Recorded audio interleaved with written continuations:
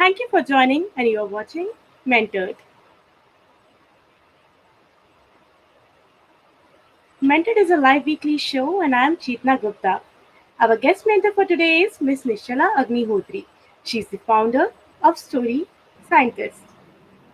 Hello, Ms. Agnihotri. Thank you for connecting with us today, and over to you. Thank you, Chetna. Thank you for this opportunity. It's been I've been excited for the entire week to have been able to share this platform with Dutch uncles. So, for those of you who've been following my posts, and for those of you who've been not, today we're going to talk about a tool, right? We're going to learn about a tool that will help us. Figure out what are those content types that we need to invest in terms of time, money, and effort. Especially if you are if you have a tech product, right? And it's called the content strategy landscape, a 3x3 content strategy landscape. And I've been using this for all my tech clients, and it's been working pretty well. So let's get started with that right away.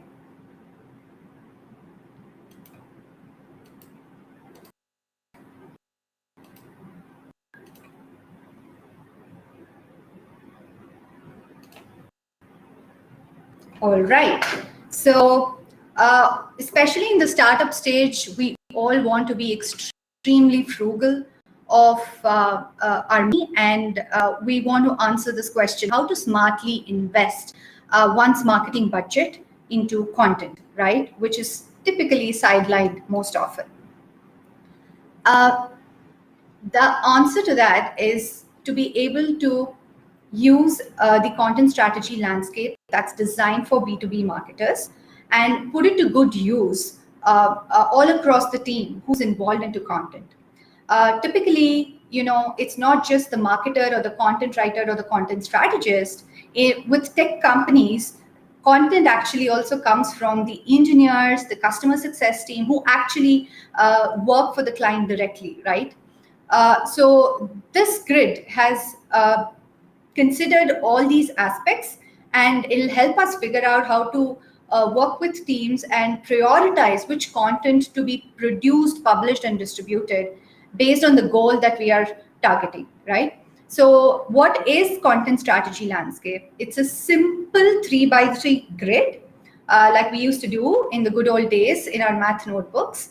A very simple 3x3 grid that tells you in what type of content should you invest, when should you invest, and where exactly should you invest, right?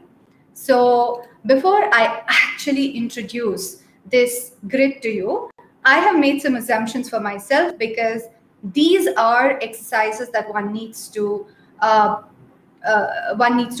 already conducted, and these are the things that one needs to already have before they get started playing around with this tool, right? So top three things: one is the product and its flow, and the second one is about the audience. Third one has got to do with budget, right? These are the fundamental things. Why should we have this before we start using the tool? Is so that we put our time to good use. We don't waste money and effort and time on something that's not relevant, right? So what about the product, right? You should have already defined what your MVP is, what is your product, how would you want to position it, and what would be the conversion, ideal conversion path, at least the version 1 for your product, right? And then you should have figured out your audience. Who are your audience? Typically, we don't go with a single customer persona. There would be much more micro personas that we have to go after. So know all of them, and you should have figured out way to find them, know them inside out, right? What are their likes? What are they motivated about? What are their problems? How do they behave? All these things. The third one has got to do with money matters, right? So what is the budget that you have allocated for content? And if you have to do this if you are in the early stage, especially if you're in the early revenue generation stage where you either have no customers or you are gaining slow traction and you are getting a few customers on board.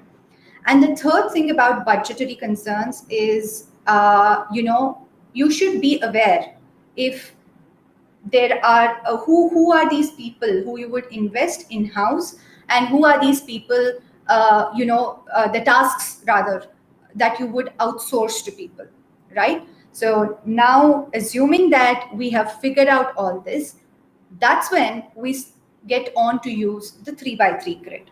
So how does it look like? It looks like this.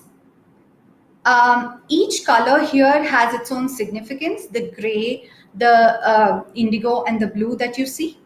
The gray belongs to content production. The blue the indigo belongs to content marketing, and the blue belongs to content strategy. And how do we use this grid? We typically go by using a top-down approach, which means we start from the top and we go downwards. And this is anchored into a 5-step process, right? We'll go over the 5-step process also. And because content repurposing is not a part of this framework, but for today's event and for the audiences of Dutch Uncles, I'll also be introducing, as promised, XY axis that we could use to repurpose content, which is even if you have a single case study or a single white paper or one long form article, how do you repurpose and multiply the money that you have invested in creating it? So here's the 5-step process that we use to go over this 3x3 grid. And the 5-step process is pretty much self-explanatory, but before I go deeper into it, I would love to emphasize a little bit right on top what you see in pink, and about the budget, the numbers that you see at the bottom. So when do you use this grid, right? When you are in a survival and a sustenance mode. And how do you do that when you are trying to survive as a startup? Is you need to start gaining your critical mass, right? And what would support you to gain critical mass are a combination of your demand gen and lead gen activities, right? Now, having understood that, having created that foundation in our minds, right? Let's look at the budget. So this is a very, very fictionary number that I have put here. The numbers can vary in any form, right? So let's assume you're working with an annual marketing budget of $100K, and you have allocated, for all the known and unknown reasons, about 20 to 30% of your marketing budget on content, right? So you're looking at playing around with numbers like $20,000 or $30,000. And this is also for the ease of computation for the purpose of this workshop that I've chosen simpler numbers, right? Now, let's go over the 5-step process. The first step, define your goal. Second, define your stage. Third, discover the options. Fourth, score and rank those options. And fifth is to be able to map those options across your budget, right? Now, let's look at each of this step and align that with the 3x3 grid that I just showed in the earlier slide. So the first step, that's got to do with defining your goal, right? And if you have observed the 3x3 grid, like I said, we work with the top-down approach. So we begin with the top section right there. That is going to help you define your goal, right? And it's always good to start with a single goal in mind instead of saying, I want to do it all. Because to be honest, when we are in the survival mode, it's very difficult to work around with multiple goals because we have all kinds of constraints. Money constraints, people constraints, everything got to do with it, right? Now, when we are figuring out the goal, you will also have to be clear in your mind as to why you're choosing that goal. Why would you choose a goal like lead or demand gen? It's because you need volumes. In the initial few days, if you don't see volumes, and also because you don't know who is going to actually fit into your ideal customer profile, you really have to play a lot with volumes. So that would lead and demand gen would be a goal if you're playing with volumes.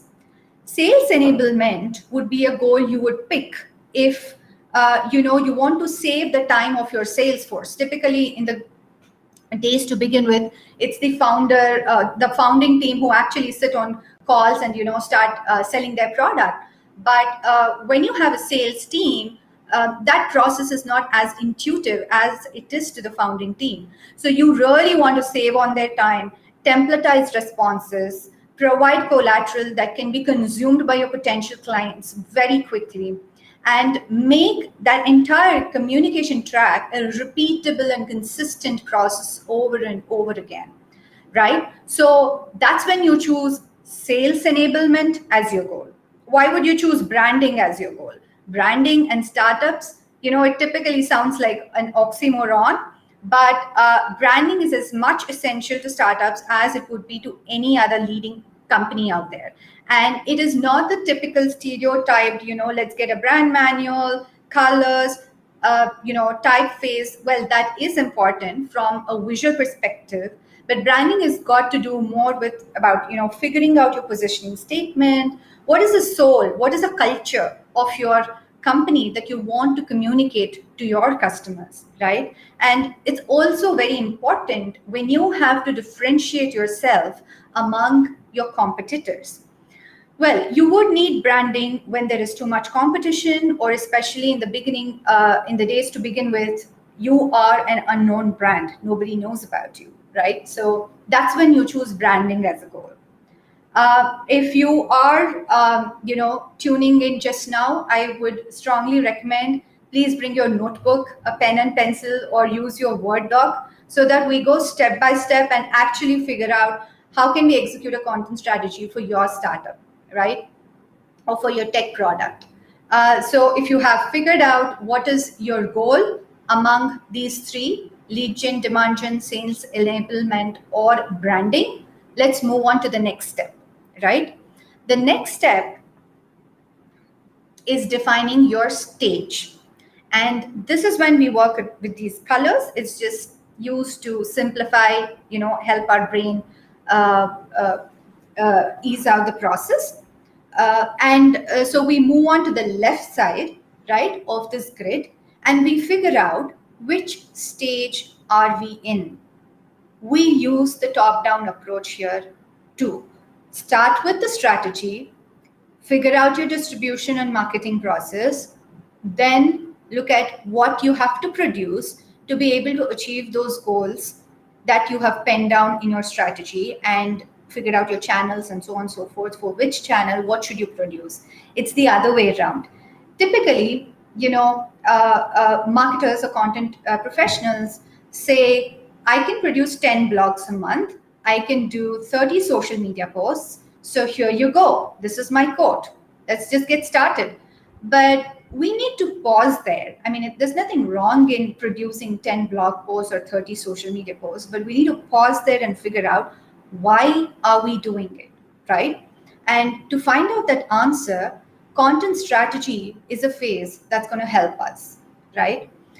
Now, I always use this analogy, right, that going through these three phases is a must, and you can't skip any single stage, because it's like a caterpillar metamorphosizing into a butterfly. A caterpillar can't skip any stage to be able to become a butterfly. So it's highly important for you to go through all these three stages.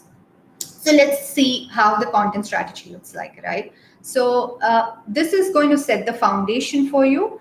And typically, a lot of research goes through before we actually start planning and devising the strategy. In terms of your competitive landscape, in terms of your personas, like what I said in my third slide, where I said you should be having all these as a part of my assumptions. That work should have already happened before you start devising your content strategy, Now, the next step is about content marketing. Now that you know what you have to do and why you're doing it, you will have to figure out, who are your audience, where do they live in terms of channels, what format would they consume your content, and when would they consume it, right? And that's when you go and start distributing it. So what does a content marketer do is gather enough data and do enough research to be able to understand this flow, right? Who are your audience? Where are they? On which channel do they thrive a lot? What format do they consume? And when would they consume it, right? Like, for instance, I have a US based client, and I also have a couple of Indian based clients. Now, when we are devising the social media, when we are crafting the social media posts and publishing them, typically for the Indian clients, we look at 8 a.m. to 8 p.m. kind of a calendar, but that's IST. And that definitely won't work if I say I'm going to do the same thing for my US client, right? Their 8 a.m. to 8 p.m. is very different. And I have to go by CST, PST, or the European time, depending on that, right? So timing is highly, highly important. And then coming to content production, this is where your execution starts. You start creating as much content as necessary, but you play with the right amount of quality, the right amount of quantity, and the right type of quality, right? So let's see what is the third step here. We need to discover options. You figured out your goal, you know which stage of content you are in, and then you start producing content. So it's a simple axis, right? So if you are in the lead gen stage, trying to and you are creating your content strategy, then these are all the things that you should be working on. Develop channel and media strategy, align with lead nurturing, which means you have to think through your email, funnel management, all that stuff. And similarly, if you're in the lead gen stage doing your content marketing, then you'll have to focus on your lead funnel management. How would you qualify a lead? Where do they sit? Where do they come? Which would be the landing page they would come upon? Things like that, right? And then the last one would be, if you're in the lead gen stage, then what is the type of content that they would love to see? White papers, guest posts, optimized web pages, email cadences. That's what you should be working on. Now, if you're in the sales enablement area, and that's when in the content strategy stage, you'll have to align buyer journey with content and communication paths, strengthen organic search. And if you're in the marketing stage, then you strengthen your organic search and then get your business found using SEO. And then in the content production, what would you be investing your time and money on? Case studies, ABM, email cadences supporting that, and presentations, data sheets. That's the kind of stuff. And there is a very, very elaborate list that I use for workshops, and I'd be happy to share those links based on which stage you are in, what exactly do you need, because these are 9 elaborate lists and steps. You could just drop in a note on my LinkedIn profile, and I'd be happy to share that link across to you. And then similarly goes to branding is you need to be able to build your brand story in the content strategy stage, establish that through thought leadership. What do you do to establish thought leadership is to be able to develop guest posts, produce tutorials, especially with tech products, developer documentation, and build an ecosystem around your product, produce collaterals to support that ecosystem. You could probably launch your podcasts, webinars, all around in this stage. Here, what we need to focus is we have to look at how do we develop quality content. And I have a quick example to share with you, which is you need 3 elements, and check it, to call your content qualitative enough, you have to check if you have all these 3. One is functional, essential, and emotional, right? they should fit into all these three buckets to be able to be called quality content. Let me give you an example of that. So for a client of mine who's in the IoT space, right, we can always create mundane stories. So this is actually a fire alarm, and we went through so many iterations to be able to come up with this story. We could always give some text specification saying that how did the fire alarm be created, it's a smart fire alarm, and stuff like that. But here is the difference, right? Again, why I say figuring out your audience is very important is because for a consumer story, it is very different from what the story that we sell to a distributor for the same product.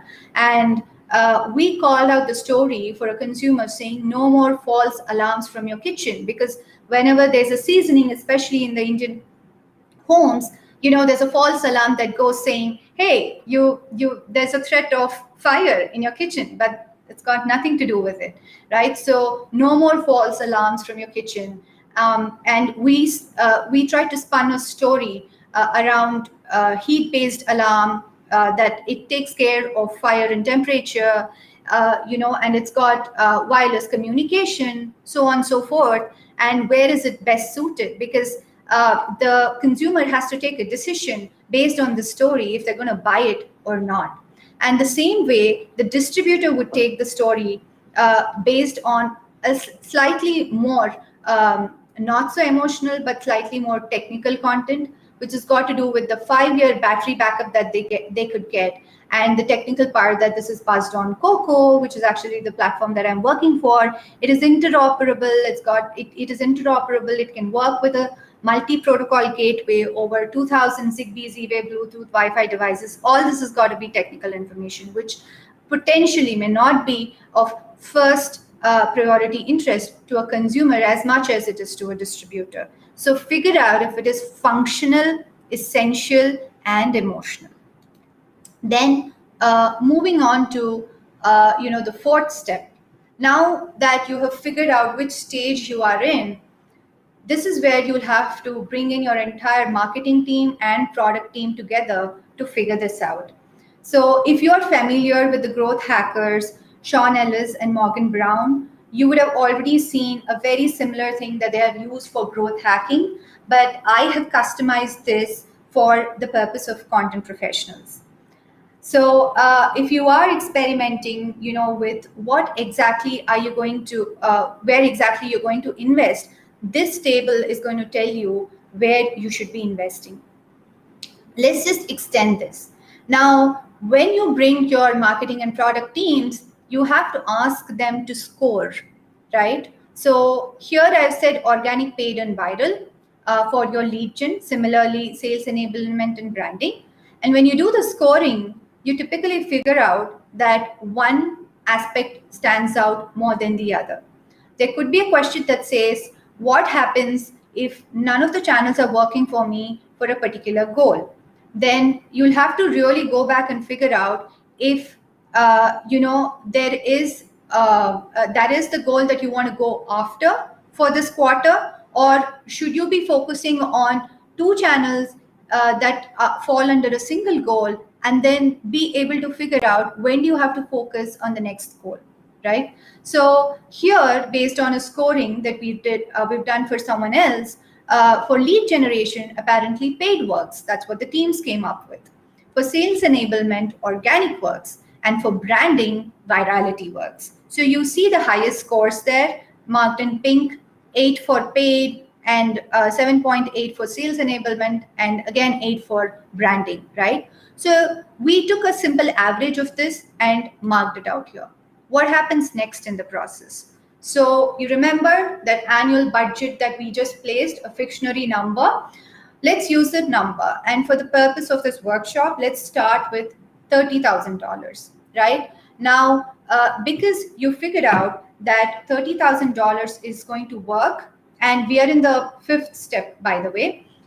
So we know how much we have to spend, 11,000, 8,000, and 11,000 based on a proportionate, breakup of your budget, right? And what all should you be spending in? I've made a list of it here.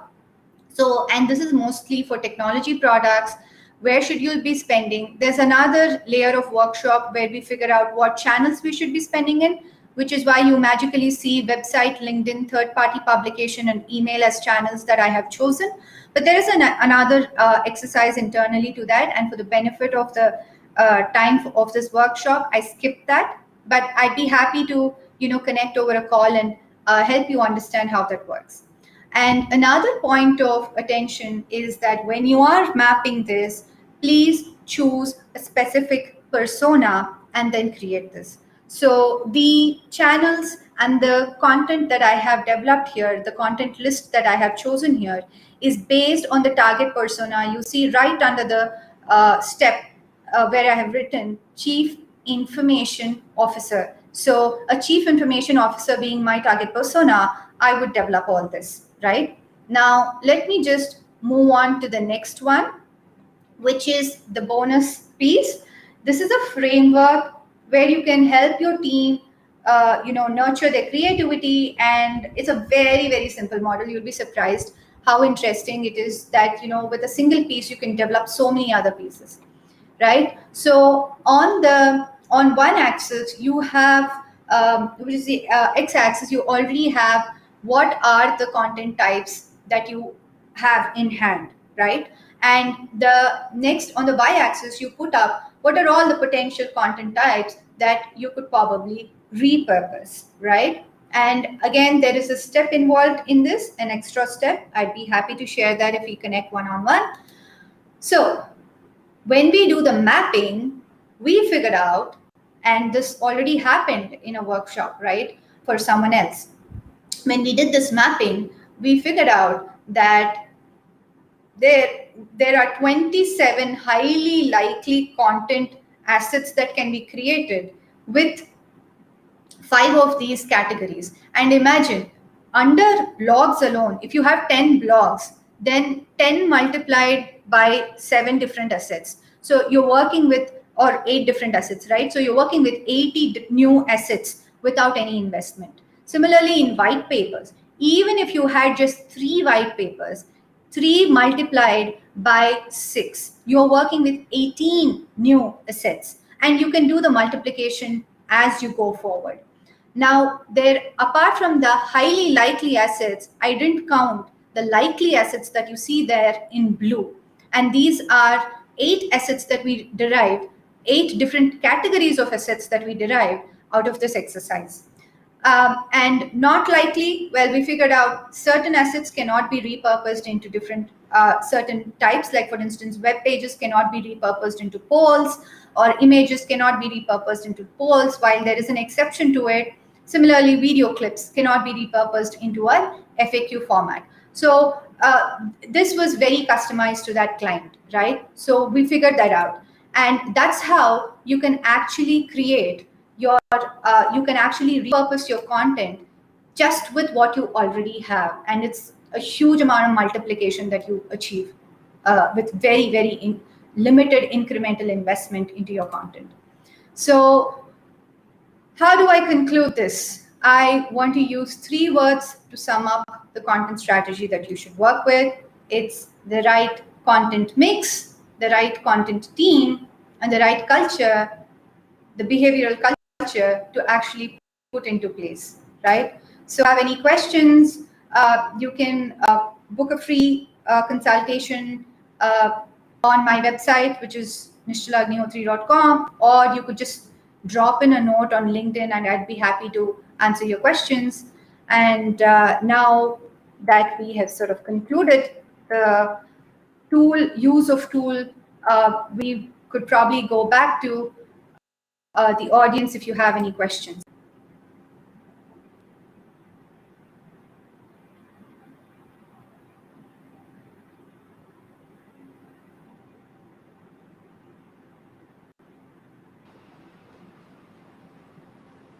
Thank you, Nischala. That was really wonderful.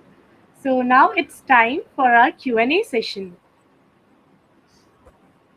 Let's see, we can take up the questions.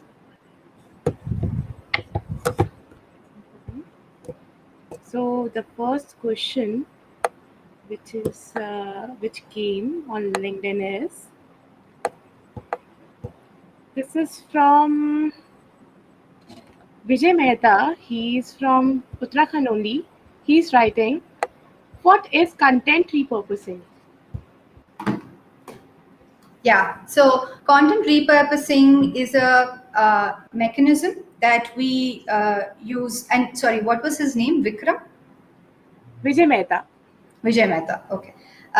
Yeah. Hi, Vijay. And you would start using content repurposing as a mechanism when you already have built some amount of content, right?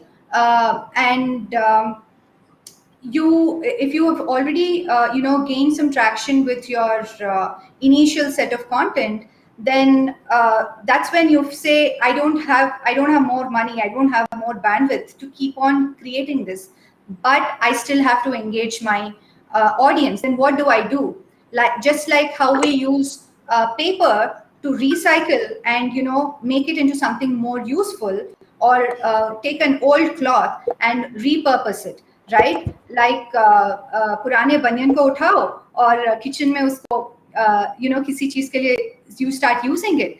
Just like that, whatever content you have, you start using it, recycling it, and refurbishing it and putting it out there so that your audience still remain engaged with the right type of content, because you've already done so much research as to who your audience is, what do they like, what do they dislike. So it's really about making most out of the investment that you've already made on that initial set of content.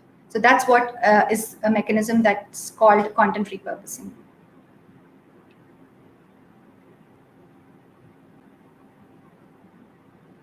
Hello, Chetna. I think she's frozen.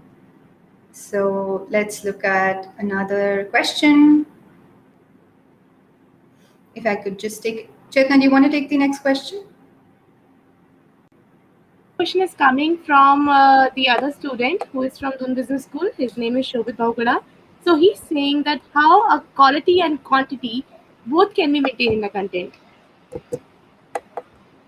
Shobit, right? Okay. Hi, Shobit. So quality, like I said, please stick to those three elements, right? Make it essential, make it functional, and make it emotional. And when I say essential, these are things like, your product features, your pricing. You can't miss it. Without that, there is no communication that you can have. But on the other hand, when you look at something like, how do I make it functional, is imagine you are publishing a long text article, and this is a very, very, very tangent example, right? You're publishing a very long article on a platform like, let's say, Instagram.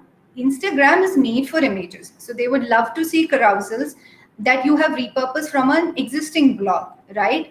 And people on Twitter would love to get the gist. They don't have time. People on Twitter typically don't have time, right? And only if they love what you have written in those few 120 to 200 characters and that's when they would click on the link.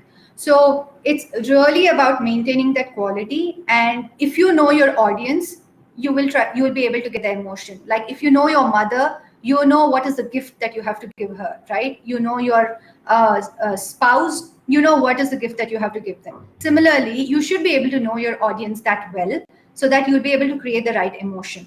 And what is the quantity? Quantity has got to do a lot with your budget.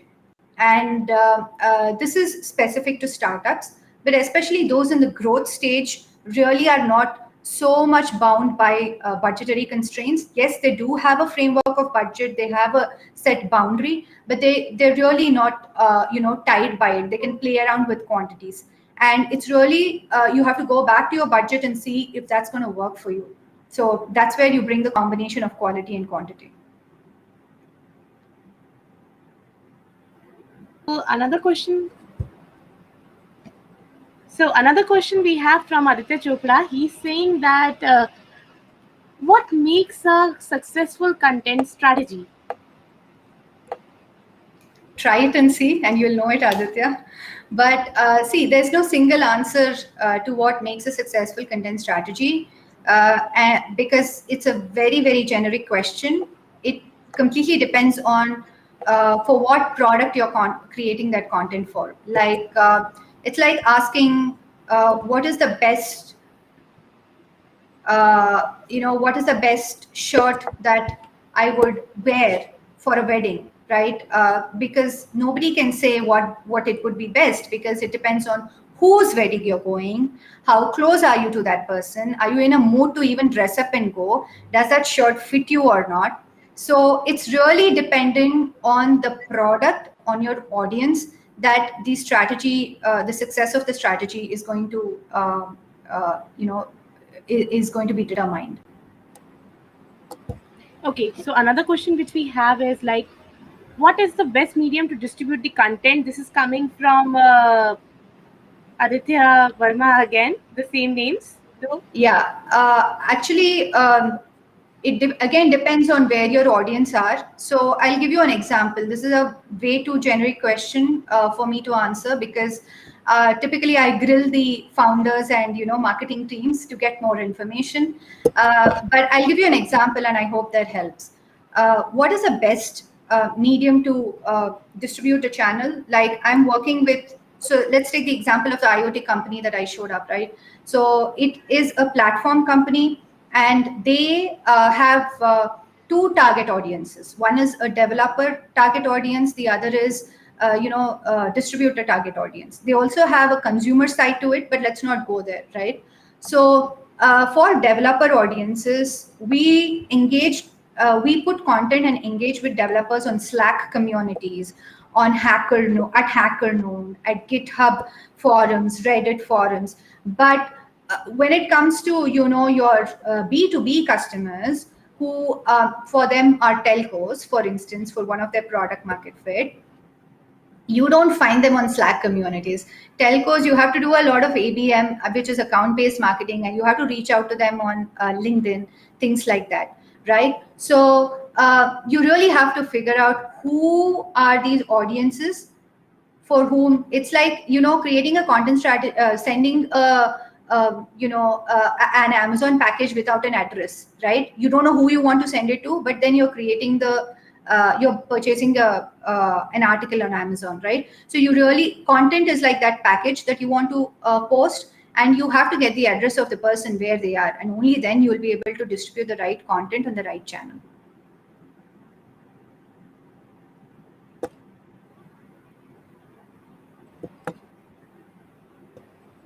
So another question we have from LinkedIn, from Puneet Viswanvat, that he's saying that how do I build my initial pieces of content?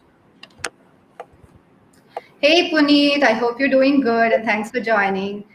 He's someone I know, and yeah, how do you build your initial pieces of content? Use the 3x3 grid, because it helps you decide where do you have to start, right? And especially it's useful when you don't have data. You don't know what your audience is like, but you go by a simple formula that's given in the 3x3 grid. But if you do have data, every cell in that grid, I'm being honest, has exceptions, right? It won't work for certain scenarios. And that is when data tells you that it's not working for them, you switch to something else. So anyway, how do I build my initial pieces of content? You'll again, you need to be able to give me more information on who you want to build it for. Are they HR professionals? Are they coaches? And then figure out where do you have to invest, because HR professionals, the leaders of companies, would not be interested in social media posts all the time, or they may not notice you all the time. Rather, they would want to have elaborate case studies that they want to hear how your company has been able to make that difference. So it's really about who are your audience. Okay. So another question we still have from Shobit Bahuguna. He's saying how long we have to wait before we see the results. Okay, that's a very good question, because it sort of increases patience among people. Content is a long-term play, right? Content is not like paid marketing. Paid marketing, you see results right away and you know what's going right and not. In fact, paid is also sometimes used as a mix into the content strategy because it helps us figure out many things way ahead. And how long does it take? Anywhere, see, your production takes a very long time, right? So once you start seeing results is when anywhere between 6 months onwards. But if you have already experimented certain things and this is your second round of experiment, you will start seeing results right after 3 months because production takes a very long time. But if you're doing it for the first time, be patient. It'll take time, and but if you've done it right, you'll definitely see results. Okay, so we have another question from Sneha Ashish Korangu. He's saying that how important is linking of content within the website? Hi, Snehashish. How are you? He's again someone I know. Snehashish, are you struggling back at your company to convince them internal linking is important, or I don't know what, but I'm really happy you brought up this question. In fact, I've been doing that for one of my clients right now. And so here's the thing, right? When you have a page that has high ranking, and you have other pages that you want to rank, especially when you have your root keyword ranking page that gets a lot of traffic versus there are a lot of blog pages, that are made for long tail keywords. It's highly, highly important that you link the two. And especially if you have related post plugin, or you have any other way of linking your main landing page to the blog pages, that's going to give you a lot of traction because it tells the algorithm that a high page authority, a page with high rank is being linked to your blog pages, and that's very important. I think before you do your off-page work, some amount of on-page internal linking should be done. Okay, so another question we have is from Shobit Bahuguna again. He's saying, is it really required that we have to use different types of content strategy? Okay, you're asking amazing fundamental questions, Shobit, because it's like asking, should I have a different meal tomorrow versus what I had today, right? So imagine you're dealing with humans, and they are emotional people. They want a variety. They can't deal with the same thing. The thing is, sometimes a single type of format really works well with a certain audience, but that works well for a certain point. And when your competitor gets more creative than you will be into trouble, right? So your pivoting becomes highly, highly difficult when you have to move from one content format and your team has been used to the same content format for a very long time. So there'll be internal friction also, saying that, yeah, now I have to create another type of content format. So it's best you at least go with a minimal mix of content formats and figure out the top 3. You don't have to do like 10 different to start with. Figure out the top 3 that works for your audience and they would love to consume that kind of content, and just go ahead and publish that. So that way pivoting becomes very easy. Okay, so another question is coming from Facebook, and it's from Vimi Vivek. She's saying that, how can I promote my content once it is published? Okay, what's her name? Sorry, I couldn't get it. Vimi Vivek. Okay, so how do I publish my how do I distribute my content once it's published? Yes. Okay. So again, I will use an example here because it's a generic question. Typically, we do it by channel, right? So what I mean by that is, let's say the easiest is, let's say we have published something on your own website blog. You'll again have to see where your audiences are sitting. So are they on Medium? Republish your blog on Medium, and you have all your social media channels. You can explore your Slack communities, like especially, and this framework works great for B2B sector, and I specialize in the B2B sector, so I can only talk for that. there have been instances where, I've used LinkedIn Sales Navigator, and one top piece of content that's been really working well organically, we literally pasted that, created a email for that specific content piece, and mailed it to each person who I have created as an audience bucket in my LinkedIn Sales Navigator, right? So it can be as granular and manual as that. So you could try your LinkedIn Sales Navigator, you could try your generic premium LinkedIn account, you could try Twitter, you could also try Instagram as a brand or a professional Instagram account. And these are all social channels. While if that piece has really worked well, just like this, you can partner with a third-party publication who are friendly enough to bring you on board and host a webinar. Like for instance, I have implemented 3x3 content strategy landscape. It's worked for my clients. And so when we discussed, we were able to figure out that this is a good subject that could be converted into a workshop, right? This is not something that I've created from scratch just for now. This is something that's already proven and succeeded that I'm presenting at the webinar, right? So you could choose webinars, you can choose podcast partnerships, because creating podcasts from scratch and gaining that traction, it's like, again, creating another new product. So look at partnerships wherever possible. That'll be a good way to distribute your content. And all this thinking has to happen before you produce that, right? So that you know the options, what you have to go after. Okay. So another question is coming from Kushal Gupta. She's a fashion blogger and she wanted to start with something fresh content. She's saying that how should I know what type of content format will work for me? Kushal, I'm not an expert in fashion blogging, yeah, but what you could do is, in fact, polls are one way of figuring out, and I do that hack all the time, right? I run a lot of polls, and I keep the poll answers very, very specific to what I want to know.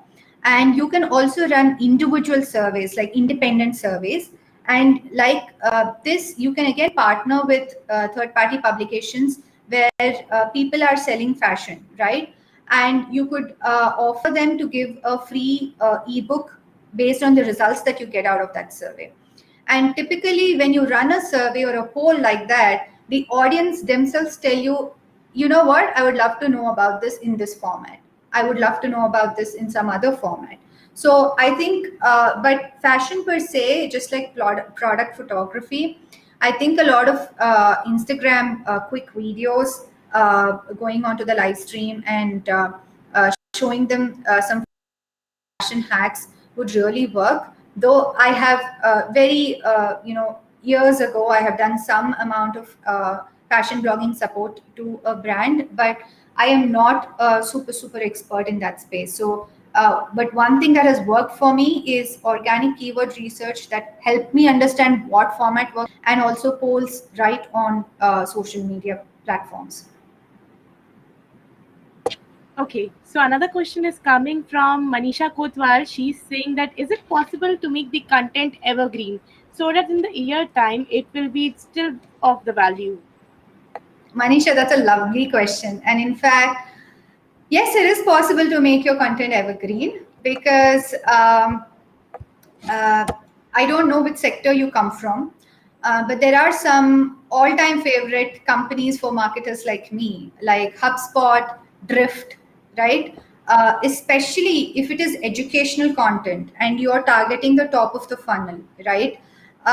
It is very highly possible that those kind of people keep, are born again and again, because there's always fresh audience coming into the space over and over again, and they want to look at educational content all the time.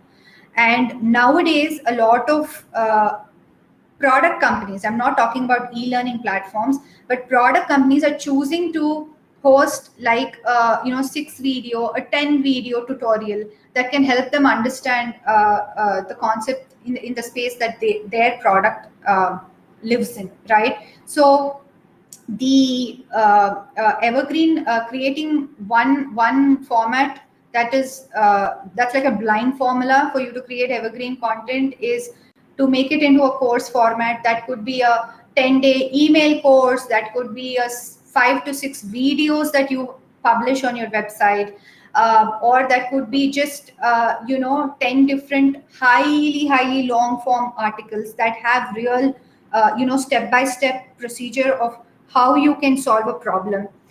These are all things that really work as evergreen content, and they will definitely get good quality traffic to your domain.